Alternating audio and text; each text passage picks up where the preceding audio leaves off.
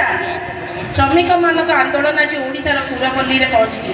ओडिशार पाखापाखि 2 कोटी श्रमिक भाई भौणी माने अछंती। जदि आज माननीय मुख्यमंत्री गोटे स्वप्न देखुं विकसित ओडिशार रूपांतरित ओडिशार ताहले तार बिन्नाणी होउचंती आपण माने। गोटे छोटिया गाँव को सुंदर गाँव रूपे गढ़ी तोड़े, गोटे सुंदर गाँव को सहर रूप में गढ़ी तोड़े, सुंदर सहर को इंडस्ट्रियलाइज एरिया में गढ़ी तोड़े जदि किए बिन्नाणी होती तेरे आपण मानक अवदान बहुत निश्चय। सबु श्रमिक भाई भौणी मानकर अवदान बहुत एथिपाई बहुत।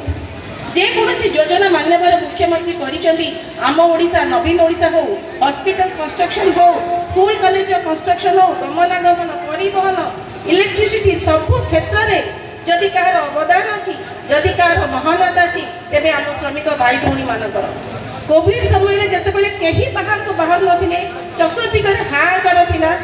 खाद्य पदार्थर परिवहन सहित आम्बुलांस सेवा एवं स्वास्थ्य समस्त स्वास्थ्य कर्मचारी मानकर सहायता रे कोविड जो मुकाबिला है से आपण मैंने चिर नमस्य। माननीय मुख्यमंत्री सर्वदा हृदयंगम कर महानता को आपण अवदान को से सबु बेले सामाजिक सुरक्षा केमिति श्रमिक मानकर कल्याण हो पार से प्रचेषा कर उद्यम कर सबु श्रमिक मान सामाजिक सुरक्षा प्रदान कर कहते मजूरी कथा 342 रु 450 एककालीन दैनिक 600 टका वृद्धि कराई।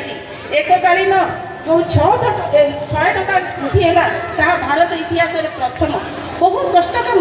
तथापि माननीय मुख्यमंत्री निजे कहते 5000 कोटी पाखापाखि बजेट हम तथापि से राजी अच्छा विकसित ओडिशार रूपरेखा देवाई।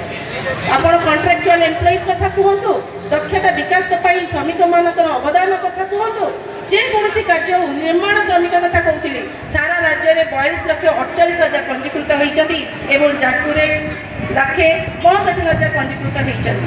समस्ते सामाजिक सुरक्षा बलय भितर आसी। जाजपुर आपण बुणाकार मान कथा कहतु, केन्दुपत्र क्षेत्र में कहतु, सबु क्षेत्र में उन्नति होती, सामाजिक सुरक्षा दि जाए। माननीय मुख्यमंत्री सर्वदा चेष्टा कर अणसंगठित संगठित सबु श्रमिक मान सामाजिक सुरक्षा बलय भितर आने केवल से नुहे आमर अंगनवाड़ी भौणी मैंने हूँ, आशाकर्मी, स्वाचिका, स्वास्थ्यकर्मी समस्त को केमी भत्ता वृद्धि भत्ता वृद्धि कर सामाजिक सुरक्षा प्रदान कर सर्वदा चेष्टित। तेणु जेकोसी परिवार सबु सदस्य जदि उन्नति करेंगे परिवार जमी उन्नति हम समाजर ओडिशार सब वर्ग उन्नति हेले ओडिशा आज विकसित ओडिशा रे परिणत हो। तेणु माननीय मुख्यमंत्री सर्वदा आपण मानकर कल्याण श्रमिक भाई भौणी कल्याण सर्वदा चेष्टा कर प्रतिबदल आपण स्नेह श्रद्धा विश्वास आपण मैंने आशीर्वाद देती।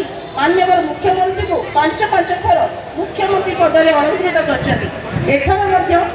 शंख चिन्ह से विजु जनता दल से माननीय मुख्यमंत्री से आशीर्वाद लोड़ा आपण